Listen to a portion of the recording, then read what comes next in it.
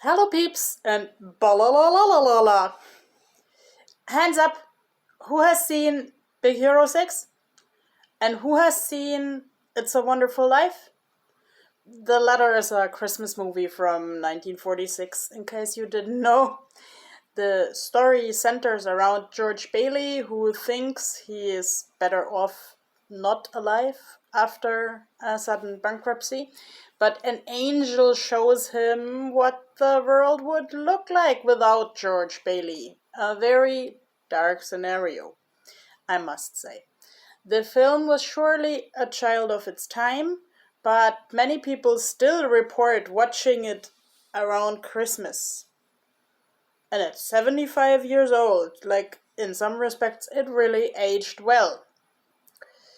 And in Iceland, culturally, Christmas goes until January the 6th, until all the Yule lads have gone back to the mountains one by one. So it's still Christmas. I should talk about Christmas movies, and I'm thanking you peeps for encouraging me to do a movie review video.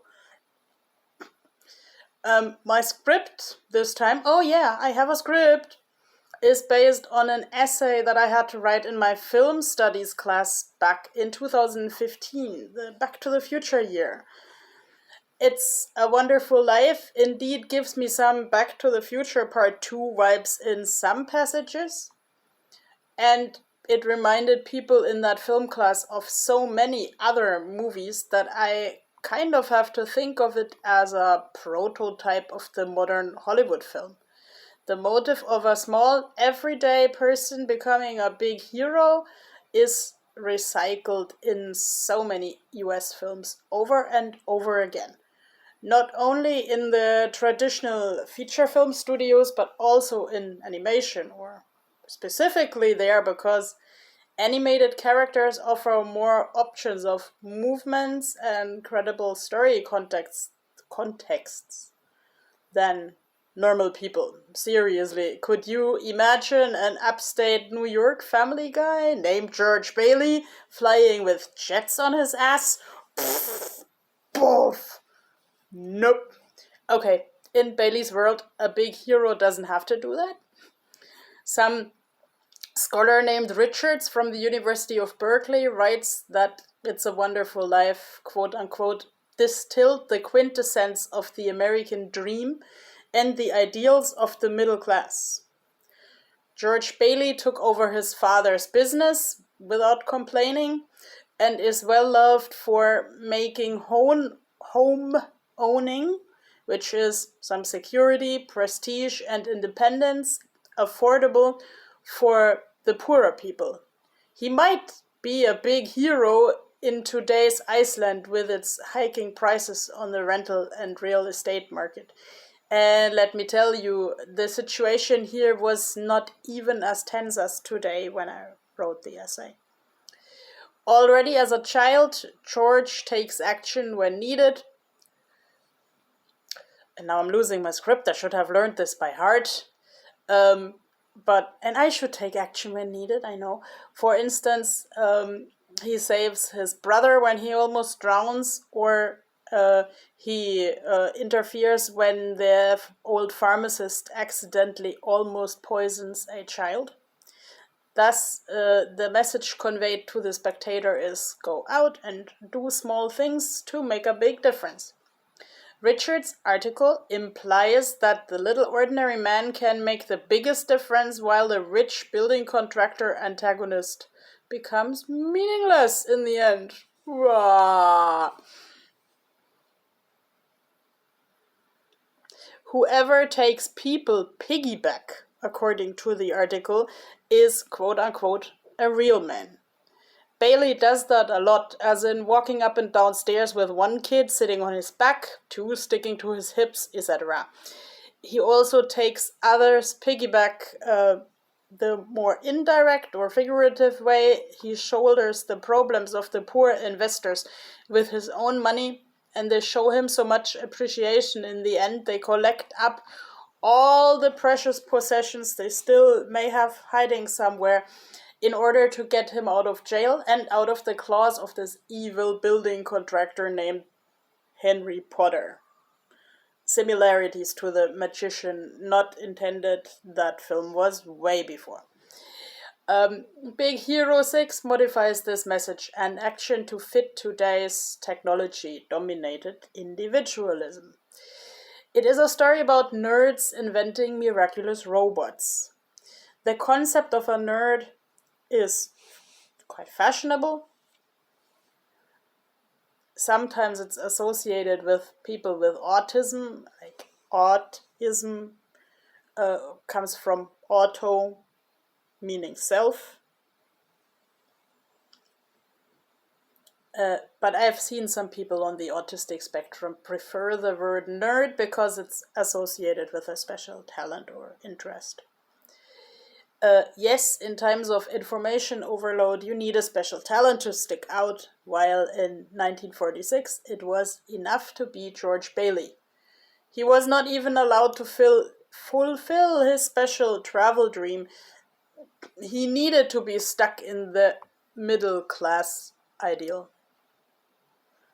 I think I would have become a really, really mean old lady if people had blocked my travel dreams.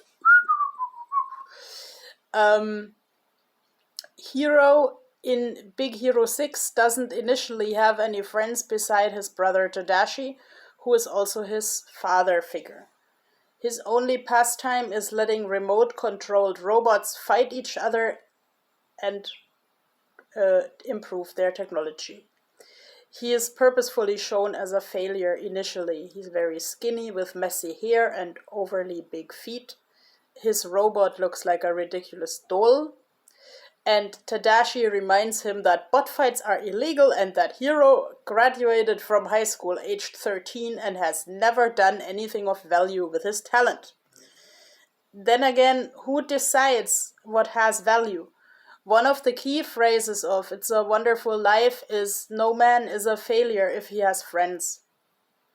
No man, that also goes for other genders, by the way. But in the film, they write no man probably because the man has to be strong and in Big Hero 6, Tadashi suddenly dies in an attempt to rescue someone from fire. There we go again with this ideal of sacrificing oneself, and leaves Hiro with a big responsibility for his legacy, much like Bailey's father does. Hiro feels deprived of all perspectives, much like Bailey can't travel after the passing of his father, and he doesn't know how to carry on with his brother's business at the robotics nerd lab, much like Bailey doesn't actually have any idea of real estate. However, Tadashi's friends are very genial, nerdy, and colorful, crash into Hiro's life and remind him of his destiny. Much like what the evil building contractor in It's a Wonderful Life calls the riff raff does with Bailey. They just keep him down to earth and tell him that he's doing good things.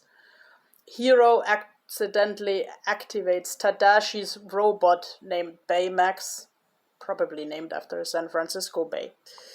It does not have an exact counterpart in It's a Wonderful Life, but oh well, yeah, they could have incorporated the Michelin Man that looks sort of like that and already existed at that time. But Baymax still fits the context of Richard's article, because this article points out how people in the American ideal support each other without help of the state. The malfunctions of the American health insurance system are legendary. Baymax is programmed to identify and treat diseases instantly without a doctor, thus makes state health care kind of obsolete. He is also free of charge for the masses. Tadashi's dream was to make him, quote unquote, help so many people. I wonder if he could also help me with my sore throat right now. Baymax knows every individual medical feature of a person, which can be seen as importance of the individual and as criticism of advanced technologies to scan people down to the bone. He is designed to be cute and calming, much like Bailey is an insecure, sympathetical man who talks to every small house owner personally. The evil counterpart of Baymax and the happy nerdy bunch is Professor Callahan, the operative word being professor. While the wonderful life characters don't have much of an education other than what they learned directly through the work situation from a very young age. Mary Bailey, the wife of George Bailey, only works as a librarian in the dark George was never born scenario, and she is unhappy with that academical job. Callahan is bitter over the loss of his daughter, much like evil Mr. Potter is probably bitter over his inability to walk, and he has this wheelchair with really towering decorations.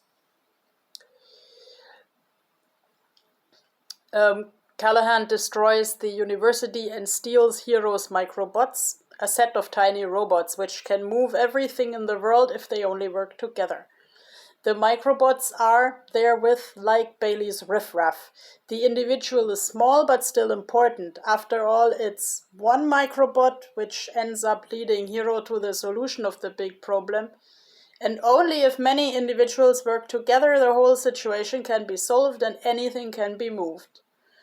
Big Hero 6 also features a song named Immortals. It's about people who find strength in unity, even though they are already past their heyday.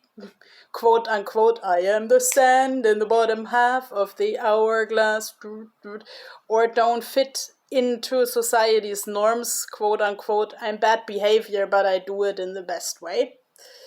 Together they can have visions outside the box. I'll be the guard dog of all your favorite dreams. Ooh.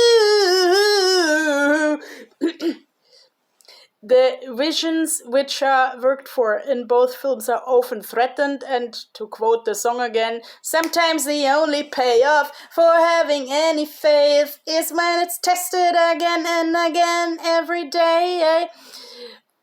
Potter tries to first offer Bailey an extremely well-paid job and then manipulates who he calls the riffraff against Bailey, much like Callahan first tries to buy the microbots and then, upon getting a no from Hero, steals them and manipulates them to do evil. The good, persistent guy wins in the end in both cases. Though. At this point, I have to say that neither of our good guys would stay good or persistent without strong women around him. Christine Green on Medium.com writes that Mary Bailey, George's wife, always, quote-unquote, saved George with her, quote-unquote, business and leadership skills. George is indeed bad behavior, but he's doing it the best way. The name Bailey actually makes me think of Baileys, if that's supposed to symbolize an alcohol problem. Mary compensates for his anger episodes in conversation with people, but according to Christine Green, she is not codependent with him and has a very mature way of communicating with him. Big Hero 6 has, of course, no post-war housewife, but there's Aunt Cass, who has raised Tadashi and Hero the best she could and runs a cafe without any obvious partner. The nerd girls Honey Lemon and Gogo are also inventive and always convey to Hero that he is not alone and that he should do something with his talents. And I'm glad about all the friends of either gender who do the same thing for me. Okay, this is YouTube, not university, so I don't have to make any fancy pants summary right now, but it really matters to me to know that I'm not alone, especially when I'm thrown into situations I know nothing about. And I thank you for listening and hope to see you next time. Bye-bye!